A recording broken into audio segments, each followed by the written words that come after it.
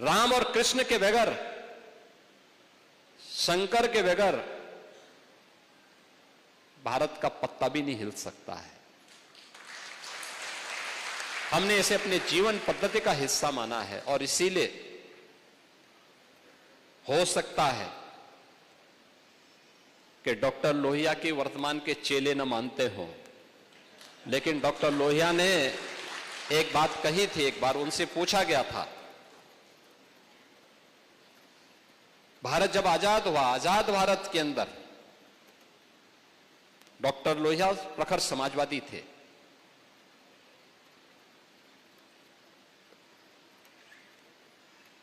कांग्रेस के कट्टर विरोधी थे,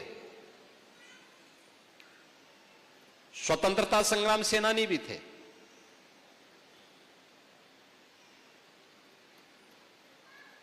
आजादी के बाद दुनिया के अंदर आशंका उठाई जा रही थी कि भारत बहुत दिनों तक एक नहीं रह पाएगा, भारत फिर से विभाजित हो जाएगा।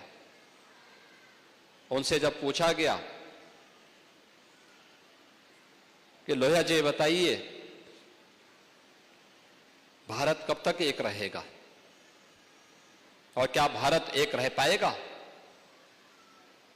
उन्होंने कहा, यह प्रश्न भारत पे नहीं उठने चाहिए।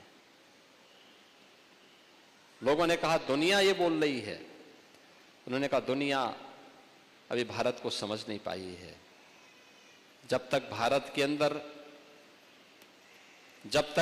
के अंदर राम, कृष्ण और भगवान शंकर की पूजा होती है, वो रहेगी, तब तक भारत का कोई बाल बांका नहीं कर पाएगा।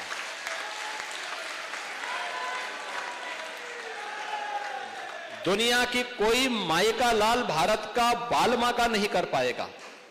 और यह देश प्रदेश देश के अंदर रामायण मेलों की शुरुआत भी किसी ने प्रारंभ करवाई थी।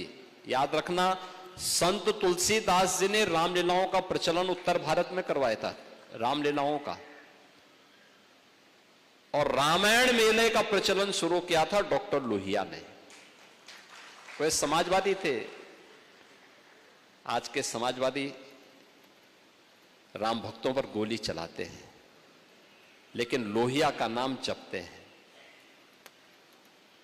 मैंने इसीलिए कहा ना, जब व्यक्ति का आचार और विचार में समन्वय नहीं होता है तो उसकी दुर्गति होती है।